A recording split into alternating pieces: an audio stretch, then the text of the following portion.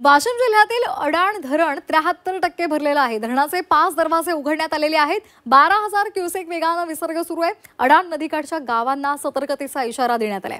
वाशिम मधली बातमी आपण पाहतोय। वाशिम मध्ये सुरू असलेल्या संततधार पावसामुळे जिल्ह्यातील सर्वात मोठे अडाण नदीच्या धरणाच्या साठ्यामध्ये 73% ते पूर्ण भरलेलं आहे अशी माहिती आपल्यापर्यंत पोहोचलेली आहे।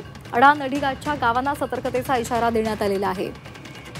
इथल्या धरणाच्या जलसाठ्यामध्ये झपाट्याने वाढ झालेली आहे। अडाण धरण 73% भरलेलं आहे।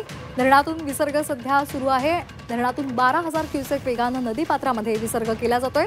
यामुळे अडाण नदीला पूर आलेला आहे आणि नदीकाठच्या गावकऱ्यांना सतर्कतेचा इशारा देण्यात आलाय।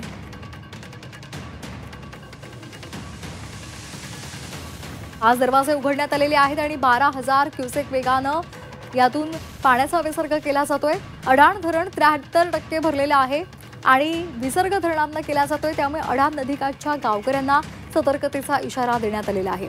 राज्यामध्ये सर्वदूर पाऊस होतोय आणि त्यामुळे नांदेड, यवतमाळ, वाशिम अनेक ठिकाणी धरणं भरलेली आहेत। नदी नाल्यांना सुद्धा पूर आलेला आहे। आपण हे धरणाचे दरवाजे 5 उघडलेले आहेत आणि त्यातून मोठ्या प्रमाणावर पाण्याचा विसर्ग केला जातोय। ती दृश्य पाहतोय। धरणातून विसर्ग होतोय आणि त्यामुळे नदीची पाणी पातळी वाढलेली आहे आणि त्यामुळे नदीकाठच्या गावकऱ्यांना सतर्कतेचं आवाहन प्रशासनाने केले।